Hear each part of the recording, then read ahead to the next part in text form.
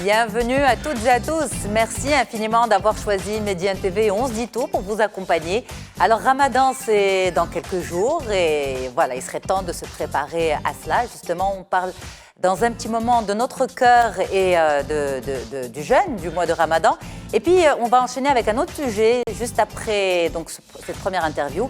Je serai avec Sarah Hay, qui est orthophoniste. Avec elle, on va voir les dégâts de la pandémie sur le développement des enfants. Vous en saurez un peu plus, elle est orthophoniste. Et pour l'heure avec vous, professeur Ahmed Bennis, comment ça va Sidi? Merci Ramadan beaucoup. Karim. Ramadan Karim. Comment merci. ça va? Super, merci beaucoup. Alors avec vous, ce sujet santé, cœur, santé justement, et Ramadan. Donc on est vraiment à plus ou moins une semaine.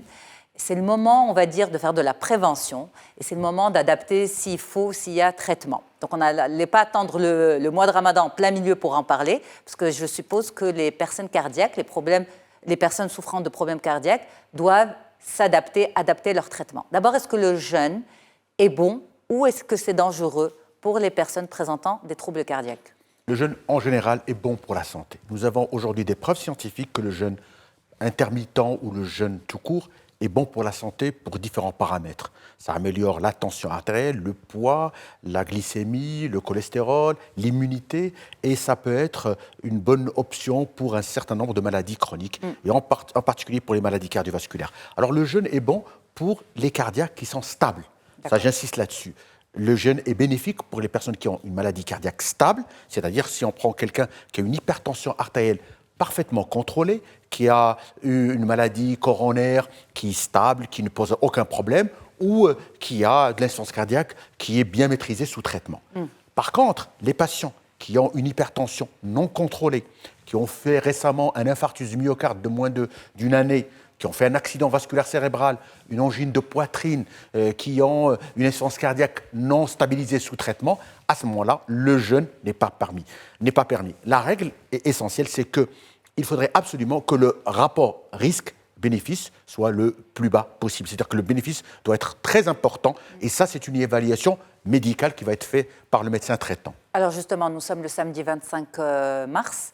Est-ce que c'est une période, donc à une semaine plus ou moins du mois sacré de Ramadan, est-ce que c'est une période où vous sentez que vos patients, professeur Bennis, sont un peu plus sensibles à leur santé? Est-ce qu'ils viennent vérifier si tout va bien? Est-ce qu'il faut le faire justement? Il faut le faire. Normalement, on prévoit 4 à 6 semaines une évaluation, un examen où on évalue le patient, on évalue ce qu'il ressent, les symptômes qu'il ressent, son état, est-ce qu'il répond bien au traitement, est-ce qu'il est bon, est-ce qu'il est stable, est-ce qu'il ne pose aucun problème. Et à partir de cette évaluation, on va dire, c'est du cas par cas. Est-ce que vous pouvez jeûner ou vous ne pouvez pas jeûner en fonction de l'état cardiaque du patient. Et en même temps, c'est l'occasion pour donner des conseils, informer les patients, discuter, essayer de convaincre. Par exemple, il y a des personnes qui sont un peu convaincues qu'ils doivent jeûner malgré tout. À ce moment-là, on essaie de leur montrer que leur état cardiaque ne permet pas de jeûner. On voit de plus en plus de personnes qui sont un peu âgées, des femmes de plus de 80 ans, de 70 ans, qui ont plusieurs tares, qui ont du diabète, qui ont de l'insuffisance rénale, chez qui le jeûne peut être problématique. À ce moment-là, on essaie de les convaincre, on les convainc. On essaie aussi de discuter avec la famille pour pouvoir convaincre les personnes qui ne peuvent pas fumer, qui ne peuvent pas jeûner, c'est-à-dire à ce moment-là qu'ils ne jeûnent pas. Par contre, pour les personnes qui sont stables, qui ne posent aucun problème, à ce moment-là, on les autorise de jeûner. Alors une question, quand vous dites le jeûne n'est pas bon pour ces personnes, pourquoi? Est-ce que c'est parce qu'il y a un traitement à prendre à heure fixe et donc ça, il faut pas, on ne joue pas avec les médicaments, ou bien c'est le fait de ne pas ingérer d'aliments et de liquides qui, à ce moment-là, avec la maladie cardiaque, c'est néfaste pour l'organisme? Il y a 2 problèmes. Le premier problème, c'est que quand on jeûne, on ne s'hydrate pas. Donc il y a des risques de déshydratation, de baisse de la glycémie et surtout de déshydratation pour un certain nombre de personnes, par exemple, qui sont sous diurétiques, et en particulier les personnes qui sont sous diurétiques à forte dose. Et ça peut poser problème. Deuxièmement, du point de vue de prise médicamenteuse, la prise médicamenteuse doit être à heure fixe. Et en particulier, quand vous prenez 5, 6, 7, 8 médicaments par jour, c'est extrêmement difficile de pouvoir relayer ça pendant le soir, après l'iftar. Donc, en particulier, par exemple, si vous avez un anticoagulant, un médicament contre la coagulation du sang, qui doit être pris à 8 h du matin et à 8 h du soir, on ne peut pas changer parce que c'est 12 12 heures, alors que la période de la rupture du jeûne, c'est uniquement 9 heures. Et on a aussi par rapport à la prise médicamenteuse, c'est-à-dire vous savez que quand on prend un certain traitement, il nous faut en général 5 semaines pour que le traitement puisse être équilibré au niveau de la pharmacologie. Et c'est pour justement maintenir cette pharmacologie, surtout quand il y a plusieurs prises médicamenteuses, ça pose problème. Une autre chose qui est intéressante, c'est que nous avons de plus en plus de personnes qui sont, comme j'ai dit, âgées, qui ont du diabète, qui ont de l'insuffisance rénale, qui ont de l'insuffisance respiratoire, qui ont des facteurs de comorbidité. Et donc, le jeûne peut constituer une surcharge un peu pour leur organisme. C'est pour ça que on va évaluer, on va voir ce que ça peut rapporter. Mais en général, toujours la règle qu'on suit. Est-ce que ce jeûne va apporter un bénéfice pour la santé de cette personne ou est-ce qu'il y a un risque? Ok. Alors justement, vous avez dit, pour les personnes, le jeûne est en général bon pour la santé, à part pour les personnes qui ne sont pas stables, mais les personnes qui sont stabilisées peuvent jeûner. Comment ces personnes stabilisées, mais qui sont quand même réellement malades, sous traitement, peuvent rester vigilantes à leur état de santé et justement à l'impact du jeûne sur leur organisme? C'est une question extrêmement importante. Vous savez que quand on écoute son corps, et on est en parfait équilibre envers ce qu'on sent et ce qu'on est. Et donc, l'organisme, quand il est en défaillance, en déséquilibre, il nous envoie des alertes.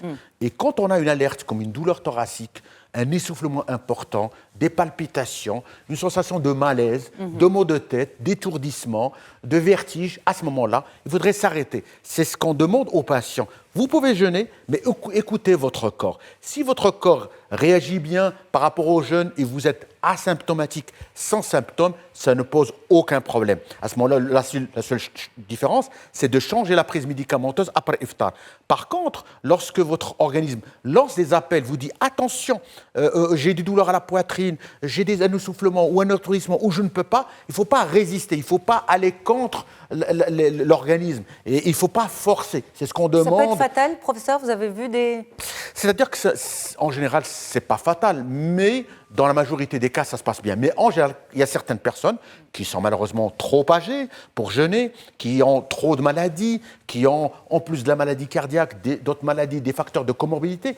Et parfois, j'ai vu des personnes qui sont arrivées dans une situation un peu critique et on a dû rompre le jeûne à la consultation et demander que la personne ne jeûne pas. Alors justement, on est là ensemble, on profite de votre présence avec nous pour aussi faire le point. Où en est-on aujourd'hui avec la maladie cardiaque au Maroc? Alors la maladie cardiaque représente une des premières causes de mortalité, de morbidité dans notre pays. On peut dire aujourd'hui sans se tromper que ça tue plus que les cancers, plus que les accidents de la voie publique. Encore plus depuis la Covid? Exactement. Alors avec le Covid, encore les choses se sont aggravées parce qu'on a de plus en plus de personnes diabétiques. On a à peu près 13 à, on dira, 13, 15, 20% de la population est diabétique. On a des hypertendus. Le tiers de la population est hypertendue. On a 32%. À cause de la Covid? Non, en plus. 32% des hommes et 34% des femmes qui sont hypertendues. À partir de quel âge? À partir de 40 ans. On a une proportion de personnes qui fument qui n'est pas encore compressible. 40% de la population hypertendue. Hypertendue, 30% diabétique. Exactement. Et donc une proportion, les deux, j'imagine. Exactement. Et vous savez que quand on est hypertendu, on est dans la moitié des cas diabétiques. Et quand on est diabétique, dans 50%, on est hypertendu. Donc c'est lié. Ce sont des maladies qui sont liées. Et ça, c'est quoi? C'est le mode de vie. Le mode de vie. L'alimentation, la sédentarité, la cigarette. Nous sommes une population, nous ne bougeons pas assez, nous prenons du poids. Il y a des personnes qui fument, il y a des personnes qui ne font aucun exercice physique, il y a des personnes qui ne mangent pas de façon saine, et il y a de l'hérédité, il y a du cholestérol. Tous ces facteurs vont malheureusement entraîner un vieillissement assez rapide des artères, le dépôt de graisse au niveau des artères et par conséquent, le développement de l'hypertension après 40 ans, l'infarctus du myocarde, l'accident vasculaire cérébral et le tabac, j'insiste encore là-dessus, qui est un facteur majeur du risque cardiovasculaire. Vous savez, il faudrait aujourd'hui profiter du mois de Ramadan pour pousser les gens à se défaire de leur dépendance. Le tabac, par exemple. On estime aujourd'hui, quand on arrête de fumer pendant un mois, on a beaucoup de chances d'arrêter de fumer définitivement. Définitivement, c'est ça. Alors justement, ça aussi, c'est le rôle des médias de vous accompagner dans cette sensibilisation. On est ensemble sur Médiane TV. Vos messages avant Ramadan, justement, la veille du mois de Ramadan, professeur, pour toutes ces personnes qui doivent faire attention à leur santé, rétablir leur alimentation, enfin, comment on peut faire pour baisser tout simplement ce 40% d'hypertendus 40% de Marocains hypertendus et 30% de Marocains diabétiques. Comment on peut faire baisser ces statistiques? Alors, pour baisser les statistiques, il y a d'abord, il y a une responsabilité individuelle. Nous sommes responsables de notre corps. Nous ne devons pas fumer. D'abord, ni jeunes, ni femmes, ni adultes, on ne doit pas fumer. Zéro tabac. Deuxièmement, zéro tolérance. Zéro tolérance. Et ça, c'est extrêmement important. Deuxièmement, faire de l'exercice physique. Quand je dis faire de l'exercice physique, ce n'est pas du sport. Bougez pour votre santé. Donnez-vous 30 minutes à marcher, à bouger pour votre santé. Et puis, une alimentation saine, salade, légumes et fruits, 5 légumes et fruits par jour.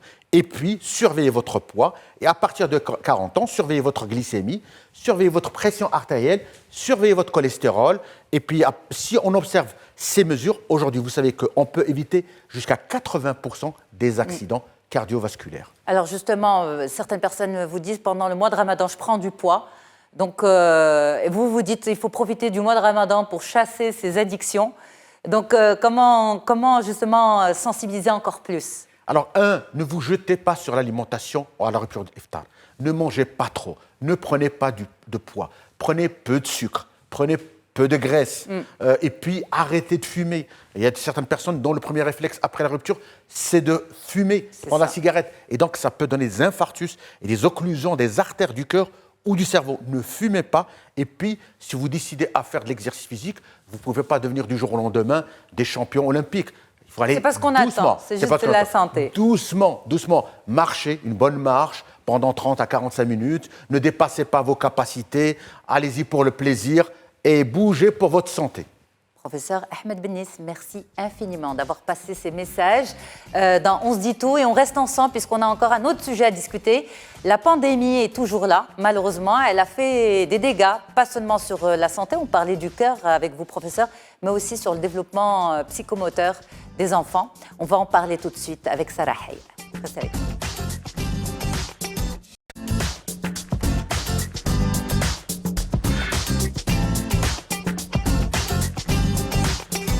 Et voilà, pendant la transition, Sarah me disait non, pas psychomoteur, juste développement, pas de psychomoteur. Pourquoi? Parce qu'elle est orthophoniste, elle a raison. Pour parler de développement psychomoteur, ça c'est les psychomotriciens. Exactement. Voilà, exactement. Comment ça va? Ça va très très bien, merci. Un plaisir de vous retrouver. Un plaisir pour moi aussi. Alors ce sujet est très important pour vous parce que vous me dites, la pandémie a aussi beaucoup touché les enfants. Pas le virus, parce qu'on sait que heureusement nos enfants étaient protégés de cette pandémie, mais elle a eu une autre répercussion sur leur développement.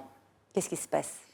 Effectivement, on a remarqué, je pense que je ne suis pas la seule, tous mes collègues, quand on discute, on a remarqué qu'il y a un taux d'enfants qui viennent en consultation dont le développement a été perturbé à cause de ces 2 années, disons, de cette pandémie-là. Alors, on peut parler d'abord des enfants en petit âge et on peut parler des enfants qui sont scolarisés. Donc, c'est les deux qui ont été les plus atteints. Quand je dis les enfants, on peut aller jusqu'aux adolescents. Donc, ceux qui sont scolarisés et ceux qui étaient non scolarisés. Donc, les deux ont eu vraiment un développement chamboulé. Il y a eu beaucoup de répercussions sur le plan développemental, langagier, instrumental, connaissances scolaires. Tout ça a été vraiment très, très chamboulé chez les enfants.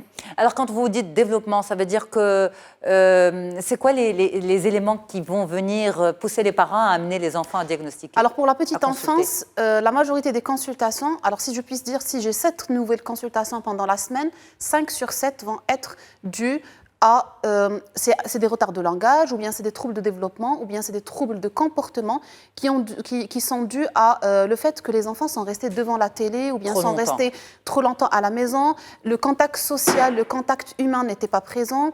Ces enfants-là, sur le plan psychomoteur aussi, ont été restreints à la maison dans des conditions qu'on ne connaît pas, parce que tout le monde n'a pas un jardin pour courir, tout le monde n'a pas une piscine pour se baigner. Il y a des gens en appartement où dans les enfants n'ont pas pu bouger, n'ont pas pu se développer, n'ont pas pu découvrir le monde extérieur. Se dépenser. Se défoncer aussi. Et du coup, la première porte de secours était les écrans. Et on a longtemps insisté sur le fait nocif, la nocivité des écrans pour les enfants en bas âge surtout, mais aussi pour les adolescents et les enfants qui sont plus grands. Et des retards de langage sont installés à cause de cette perturbation qui a duré quand même très très longtemps pour nos petits. Vous avez parlé aussi de troubles du comportement. Exactement. Ça se manifeste comment? Alors, on a eu beaucoup de symptômes qui se ressemblent avec les troubles autistiques. C'est des enfants qui ont été restreints à maman, papa et peut-être la fratrie ou bien quelques éléments de la famille pendant longtemps. Il n'y a pas eu le contact avec d'autres enfants dans les crèches, dans les maternelles. Donc, le contact social a été très réduit. On a des enfants où dans l'échange a été perturbé. Ils ne sont pas dans la communication verbale ou non verbale.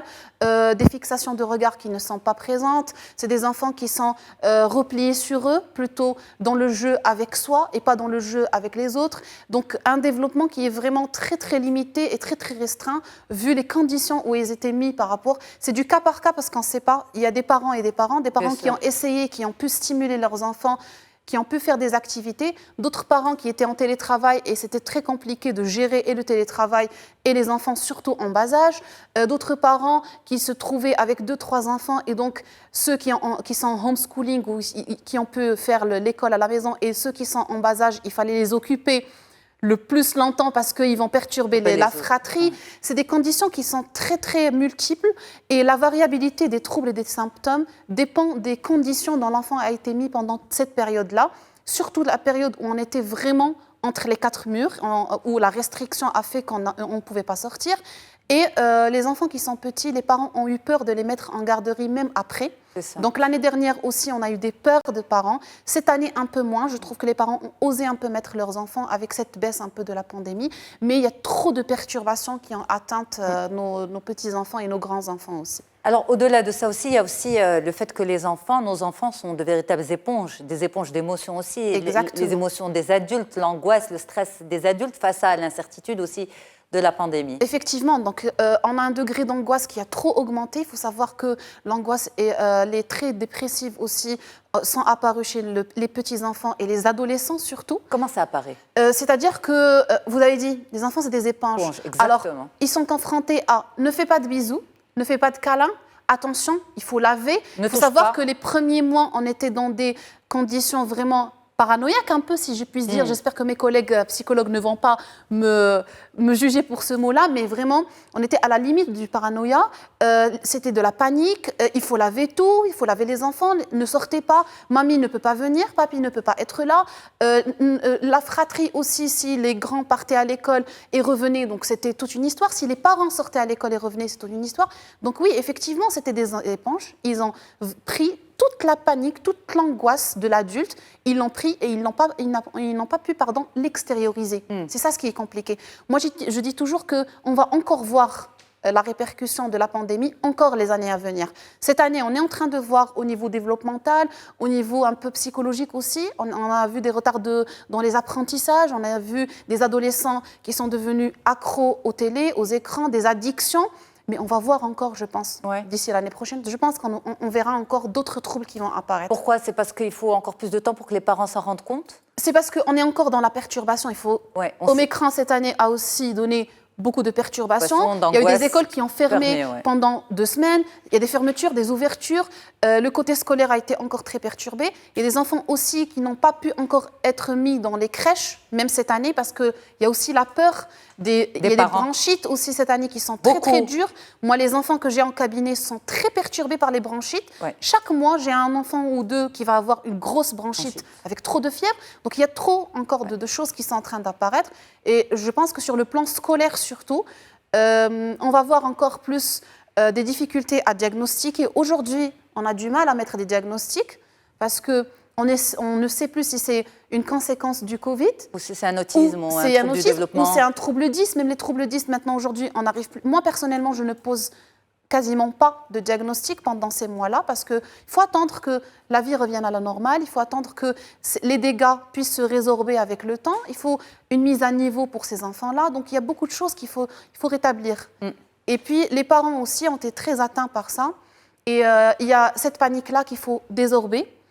Il faut revenir un petit peu. Je pense que les câlins nous manquent, les bisous nous manquent, les retrouvailles avec la famille nous manquent. Et donc, nos enfants ont besoin de voir ça encore et de revenir un petit peu C'est difficile d'effacer les 2 années, mais je pense qu'il y a encore du travail qui va être fait. Voilà. On espère qu'on va pouvoir justement se dire que c'est 2 années que ça s'est arrêté, qu'on peut passer à autre chose. Parce que la vigilance est aussi importante. Vous parlez de bisous et de câlins, mais il faut rester vigilant. Exactement. Parce qu'on n'est pas encore sorti d'affaires. Le monde n'est pas encore sorti d'affaires. Et donc, on sait que les gestes barrières sont extrêmement importants. D'ailleurs, c'est l'une des réussites de la politique marocaine en matière de gestion de la Covid. C'est les gestes barrières et cette prévention primaire. Justement, il faut aussi que les parents restent vigilants, que ce soit pour les enfants ou les adolescents. On va fragmenter, justement, on va parler des enfants en bas âge, ensuite grands enfants, ensuite adolescents. Quels sont finalement pour vous, en tant que spécialiste, Sarah, ces éléments, ces détails qui doivent pousser les parents à la vigilance, malgré le stress dans lequel on peut être, malgré l'angoisse, malgré tout ça, se dire, mais quand même, ça serait bien d'aller consulter, ça serait bien d'aller voir. Alors, en bas âge. Oui. Il faut savoir jusqu'à quel âge? Jusqu'à quel âge? Je vais parler jusqu'à 4 ans, 5 ans. OK. On va parler jusqu'à 5 ans, d'accord, pour ne pas trop s'étaler. Alors, il faut savoir que l'enfant, à partir de 2 ans, les mots doivent être là. 2 ans et demi à 3 ans, c'est l'explosion du langage. C'est-à-dire un enfant qui, à partir de 2 ans déjà, il n'y a pas les premiers mots, il faut se poser la question. Surtout s'il a été mis trop devant les écrans. OK. À 3 ans, normalement, on doit avoir un langage qui est là, une expression qui est présente, un contact qui est présent. L'enfant doit aller vers l'autre, vers l'adulte, vers l'enfant. Il doit chercher une sociabilité. Et sur le plan langagier, on doit avoir des petites phrases. Jusqu'à l'âge de 5 ans, les phrases doivent être mises en place correctement. La construction langagière en langage oral doit être bonne. Si à 5 ans... Mais quand, par exemple, vous avez un enfant qui vous dit « je vais bien » pour « je vais bien ». Jusqu'à 4 ans, oui. C'est des petites erreurs. Hein. J'en connais beaucoup de 5 ans qui disent « je vais bien ». Moi, je dirais, il y a même des adultes qui sont... Oui, là, ça c'est la maîtrise du langage, bien voilà, sûr. C'est le modèle aussi. Voilà. Donc après, c'est pas ce qui m'alarme le plus. C'est ça. Ce qui va m'alarmer le plus, c'est un enfant de 3 ans qui va pas chercher à aller fouiller dans les jeux qui sont nouveaux, qui au supermarché va rester collé à maman et avoir peur, donc des peurs excessives, du langage qui n'est pas là, qui n'est pas présent, ou bien un langage qui est trop perturbé. J'ai des mamans qui me disent que le langage est très perturbé. Il n'y a que moi qui le comprends. OK, 6 ans et plus? 6 ans, on parlera plus du côté scolaire. On parlera de la peur, s'il y a une peur excessive de X ou Y chose, de la maladie ou bien les peurs nocturnes et tout. Donc ça, c'est les psychologues qui vont plus développer ça, mais ça peut nous alarmer. 6 ans, moi je parlerai du côté scolaire, le primaire, l'installation des premières lettres, le début de la lecture doit être fait. La reconnaissance des chiffres doit être là et le fait d'aimer aller à l'école. 6 ans jusqu'à quel âge? Tout le primaire jusqu'à l'adolescence, la préadolescence, la prépuberté et jusqu'à l'adolescence. Il faut faire attention aux enfants qui sont accros aux écrans, aux réseaux sociaux, des enfants qui se sont repliés sur eux. Ils sortaient, mais dans cette période-là, ils se sont repliés, se sont refoulés. Ils ne veulent plus sortir, ils ne veulent plus accompagner les mamans et papas dans les sorties familiales, ni aller chez la famille, mais ça, plus d'amis, plus de copains. Mais pour certains parents, c'est normal parce qu'on se dit c'est la préadolescence et l'adolescence, ils sont en train de changer. Effectivement. C'est traître. C'est vrai, mais les parents sentent la différence. Ouais. Il y a la préadolescence qui est importante, le changement est important, mais il y a un repli qui est extrême et l'addiction. Il faut faire attention à l'addiction, c'est très très important. Réseaux sociaux et tout ce qui est en rapport avec les jeux électroniques. Alors il nous reste quelques minutes ensemble. Je veux rebondir rapidement sur une information que vous venez de donner. Vous avez dit il faut faire attention au langage. Vous avez des mamans qui vous disent il n'y a que moi qui le comprends. Quand par exemple vous avez un enfant qui parle plusieurs langues, mais il en maîtrise certaines parfaitement et d'autres où c'est vraiment ça, c'est que les parents, le cercle proche qui arrivent à comprendre. Est-ce que c'est un trouble ou pas? Tout dépend si c'est la langue maternelle, si cette langue est vraiment présente chaque jour chez l'enfant, peut-être que c'est un trouble. Il faut se poser la question. Même si l'enfant maîtrise une autre langue. Le multilinguisme, des fois, fait en sorte qu'il y a des langues qui vont être installées avant d'autres. Par exemple, français et arabe, le français va primer sur l'arabe parce que français, c'est facile, arabe, c'est plus complexe. Donc, on aura des enfants qui vont être beaucoup mieux en français, encore moins bien en arabe, mais ça va venir. Moi, je dis aux parents, on fait un petit bilan pour voir un petit peu s'il n'y a rien de caché, parce que des fois, il y a des petites choses qui sont cachées derrière. S'il n'y a rien de spécial, dans ce cas-là, ça peut aller et l'enfant va évoluer normalement et naturellement. Sarahi, merci infiniment d'avoir été avec moi. Merci beaucoup. On est à quelques jours du mois de Ramadan, Ramadan Karim, avec beaucoup de santé, Inch'Allah, et meilleurs vœux. De sérénité, oui. On espère. Voilà. Oui, j'étais avec le professeur Ahmed Benis juste avant et justement on parlait aussi de notre santé cardiaque et du mois de Ramadan. Donc voilà, je vous souhaite à tous une très très bonne semaine à venir et on se retrouve samedi prochain. Au revoir.